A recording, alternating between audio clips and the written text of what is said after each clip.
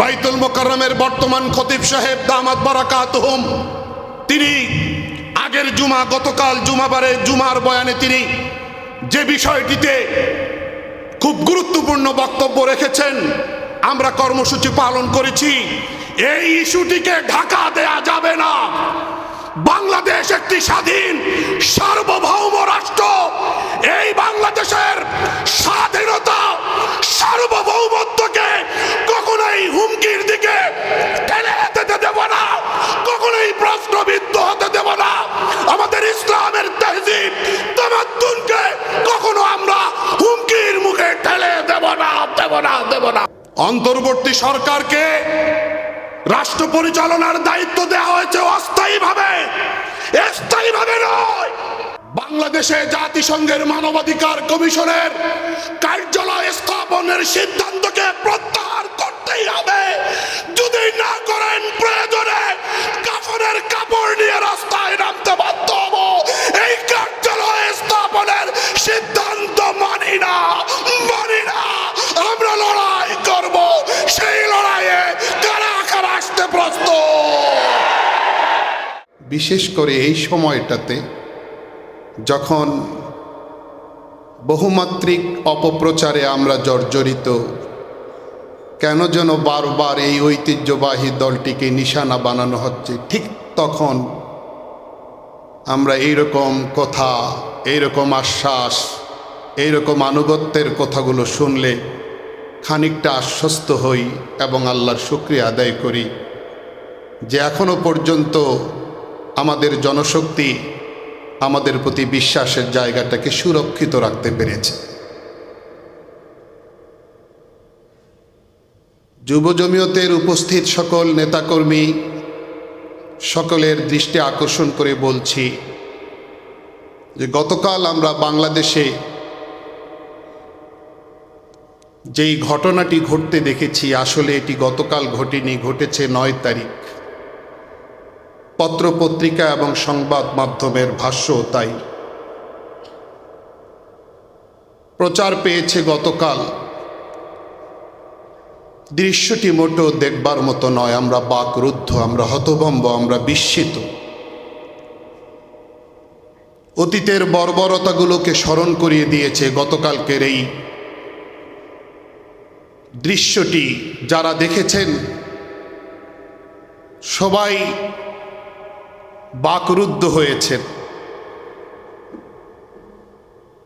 আমরা নিহত সোহাগের পরিবারের প্রতি গভীর সমবেদনা প্রকাশ করছি।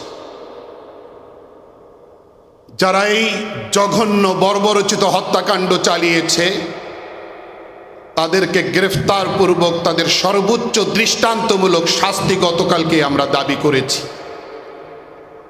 আমরা স্পষ্ট করে বলেছি গতকাল, আজও বলছি, এইরকম মর্মান্তিক, এইরকম নিষ্ঠুর দৃশ্য দেখবার জন্যে বাংলাদেশে গণ অভ্যুত্থান হয়নি। আমরা প্রস্তুত নই এইরকম দৃশ্যের পুনরাবৃত্তি দেখতে। হত্যাকারী, অপরাধী যেই হোক, যে দলেরই হোক, তার কোনো ক্ষমা হতে পারে না, তার সঙ্গে কোনো আপোষ হতে পারে না।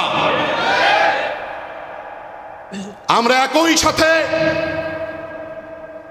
অন্তর্বর্তী সরকারের দৃষ্টি আকর্ষণ করে বলবো, আপনারাও ব্যর্থ হয়েছেন। আইন শৃঙ্খলা পরিস্থিতিকে নিয়ন্ত্রণে রাখতে আপনারাও ব্যর্থ হয়েছেন। ব্যর্থতার দায় আপনারাও এড়াতে পারেন না। বাংলাদেশে চাঁদাবাজি, টেন্ডারবাজি, ছিনতাই, রাহাজানি বাংলাদেশে চলতে পারে না। এসব অন্যায় অনাচারের সাথে কারো কোনো সংশ্লিষ্টতা থাকতে পারে না। আমরা যথাযথ জায়গায় বলবার চেষ্টা করি। শুধু আমরা রাজনৈতিক বড় দল, রাজনৈতিকভাবে বড় সংগঠন, এরকম তৃপ্তির ঢেকুর তুলবেন না। প্রত্যেক দলের দায়িত্ব নিজ নিজ দলের প্রতিটি শাখাকে, প্রতিটি ডিপার্টমেন্টকে নিয়ন্ত্রণ করা। আমরা আশা করছি সবাই নিজ নিজ জায়গা থেকে দায়িত্বটা যথাযথভাবে পালন করবেন। সাথী ও বন্ধুগণ, যুব সমাজ যে কোনো দেশের, যে কোনো রাষ্ট্রের প্রাণশক্তি। যদি যুব সমাজ তাদের দায়িত্বটা যথাযথভাবে পালন করে, তাহলে আশা করা যায় রাষ্ট্র আর কখনো পথ হারাবে না। আমরা সেই জায়গায় আশা দেখতে চাই, আশা পোষণ করতে চাই, আশাবাদী হতে চাই। যুব জমিয়ত বাংলাদেশ একটি মডেল যুব সংগঠন হিসাবে আত্মপ্রতিষ্ঠা লাভে সক্ষম হবে। আজকে আমরা সকল হত্যাকাণ্ডের নিন্দা জানাচ্ছি। আবরার ফাহাদের হত্যার যেইভাবে নিন্দা জানিয়েছি, আবু সাঈদ হৃদয় মুগ্ধদেরকে যারা হত্যা করেছে, সেই হত্যাকারী খুনিদের যেই রকম বিচার চেয়েছি, সোহাগকে যারা হত্যা করেছে সেই হত্যাকারীদেরও বিচার আমরা চাই। আমাদের এই বিচার চাওয়ার ধারাবাহিকতা সবসময় অব্যাহত থাকবে। আমরা স্পষ্ট বলতে চাই, এইরকম ঘটনা ঘটতে থাকবে, বিচার চাইতে থাকব, রাজপথে কর্মসূচি দিতে বাধ্য হব, তবে ইস্যু দিয়ে ইস্যু ঢাকবার কোনো ব্যর্থ চেষ্টাও আমরা সহ্য করব না। আমরা খুব উদ্বেগের সাথে সময় পার করছি, খুব উৎকণ্ঠার মধ্যে সময় পার করছি। গতকালকে হেফাজতে ইসলাম ঢাকা মহানগরের ব্যানারে আমরা বাইতুল মোকাররমে কর্মসূচি পালন করেছি। বাইতুল মোকাররমের বর্তমান খতিব সাহেব দামাত বারাকাতুহুম, তিনি আগের জুমা, গতকাল জুমার বয়ানে তিনি যে বিষয়টিতে খুব গুরুত্বপূর্ণ বক্তব্য রেখেছেন, আমরা কর্মসূচি পালন করেছি। এই ইস্যুটিকে ঢাকা দেয়া যাবে না। বাংলাদেশ একটি স্বাধীন সার্বভৌম রাষ্ট্র। এই বাংলাদেশের স্বাধীনতা, সার্বভৌমত্বকে কখনোই হুমকির দিকে ঠেলে যেতে দেব না, কখনোই প্রশ্নবিদ্ধ হতে দেব না। আমাদের ইসলামের তাহজিব তামাদ্দুনকে কখনো আমরা হুমকির মুখে ঠেলে দেব না, দেব না, দেব না। আমরা দেখেছি দুদিন আগে উপদেষ্টা পরিষদ নীতিগতভাবে সিদ্ধান্ত গ্রহণ করেছে বাংলাদেশে জাতিসংঘের মানবাধিকার কমিশনের কার্যালয় স্থাপিত হবে। আমরা দলীয়ভাবে এই সিদ্ধান্তের প্রতিবাদ করছি। যে কোনোভাবে এই সিদ্ধান্ত আমরা রুখে দেব, প্রতিহত করব। যে কর্মসূচি দেয়া লাগে আমরা কর্মসূচি দিতে বাধ্য হব। আমি কালকেও বলেছি, আজও বলি, দক্ষিণ এশিয়ার 8টি দেশ, বাংলাদেশ, পাকিস্তান, ভারত, নেপাল, ভুটান, শ্রীলঙ্কা, মালদ্বীপ, আফগানিস্তান, কোথাও জাতিসংঘের মানবাধিকার কমিশনের কার্যালয় নেই। বুঝার কথা, বুঝতে হবে 140 কোটি জনসংখ্যার দেশ ভারতে মুসলিম সংখ্যালঘু নির্যাতন কি ভয়াবহ রূপ ধারণ করেছে। বছরের পর বছর ধরে ভারতে মুসলমান সংখ্যালঘুদের উপরে অত্যাচার, নির্যাতনের স্টিম রোলার চলছে। ভারতে কেন হাই কমিশনের, জাতিসংঘের মানবাধিকার হাই কমিশনের কার্যালয় নেই? জাতিসংঘের সর্বোচ্চ সিনেটের 5 সদস্যের 1 সদস্য হলো চীন। চীনের উইঘরে মুসলমানদের উপরে নির্যাতন চলছেই। কেন? 5 সদস্যের গুরুত্বপূর্ণ 1 সদস্য হওয়ার পরও চীনে কেন মানবাধিকার কমিশনের কার্যালয় নেই? রাশিয়ার আক্রমণে চীন, ইউক্রেন জলে পুড়ে ছাই হয়ে গেল। রাশিয়াও গুরুত্বপূর্ণ সদস্য, কেন জাতিসংঘের মানবাধিকার কমিশনের কার্যালয় নেই? বাংলাদেশে কেন? অন্তর্বর্তী সরকারকে রাষ্ট্র পরিচালনার দায়িত্ব দেওয়া হয়েছে অস্থায়ীভাবে, স্থায়ীভাবে নয়। অল্প দিনের জন্য দায়িত্ব দেওয়া হয়েছে, রাষ্ট্রবিরোধী কোনো চুক্তি করবার জন্য নয়। আমরা দেখতে পাচ্ছি, আমরা দেখছি কিছু কিছু এজেন্ডা চাপিয়ে দিতে চাচ্ছেন। অসম্ভব।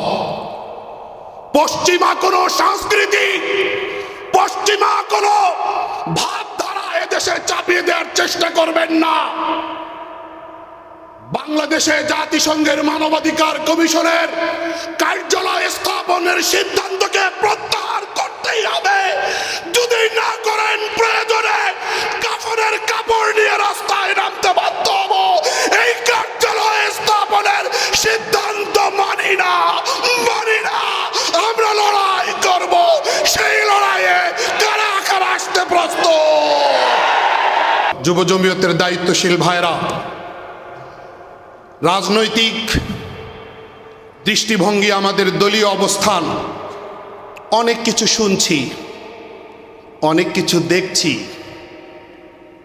राह में कांटे बिछाओगे, गाली दोगे, पत्थर बरसाओगे, जवाब में छिड़केंगे हम तुम्हारी तरफ प्यार की शबनम, मोहब्बत की शबनम। রাস্তায় কাঠা বিছিয়ে রাখবেন, গালি দেবেন, বকাঝকা করবেন, পাথর মেরে আহত করবেন। জবাবে আমরা আপনাদের দিকে ভালোবাসার পাপড়ি ছিটাব। আমাদের দলীয় অবস্থান, আমি একজন অধম দায়িত্বশীল, আমি জানি না দলীয় সিদ্ধান্ত আপনি জানলেন কি করে। আমি এখনো নিশ্চিত না আগামী নির্বাচনে দল কোথায় যাবে, আপনি নিশ্চিত হলেন কি করে? প্রশ্ন, আমার ঘরের খবর আপনি জানেন কেমনে? আমাদের একজন সিনিয়র পার্সন, দলের নীতি নির্ধারণী ব্যক্তি, মজলিসে খাসের সম্মানিত সদস্য মৌলানা আব্দুল কুদ্দুস তালুকদার সাহেব, আব্দুল কুদ্দুস কাসমি সাহেব, মৌলানা তাফাজ্জুল গাজী সাহেব অসুস্থ। আমরা দোয়া করি আল্লাহ শেফায়ে কামেলা আজেলা দান করেন। তো একজন আমাদের মুরব্বী মৌলানা আব্দুল কুদ্দুস কাসমি সাহেব বারবার হসপিটালে যাচ্ছেন আসছেন, বারবার অধৈর্য হয়ে গেছেন। আল্লাহ যেন মনোবলটাকে শক্তিশালী করে দেন। তো তার ফুসফুসে পানি, কিন্তু open heart surgery, bypass surgery করতে হবে। ফুসফুসের পানি সরানো না গেলে এই সার্জারি করা যাচ্ছে না। এখন যদি বাহিরে থেকে আমরা বলি ওনার পরিবারের অবহেলা আছে, ছেলে সন্তানেরা অবহেলা করতেছে, তাহলে এটা অপবাদ। ফুসফুসে যে পানি জমে আছে এটা পরিবারের সদস্যরা জানে, তারা যারা রিলেটেড, ব্লাড রিলেটেড তারা জানে। যারা অপারেশন লেন্দি হচ্ছে কেন, বাইপাস সার্জারি বিলম্বিত হচ্ছে কেন, এ কারণ তারা জানে।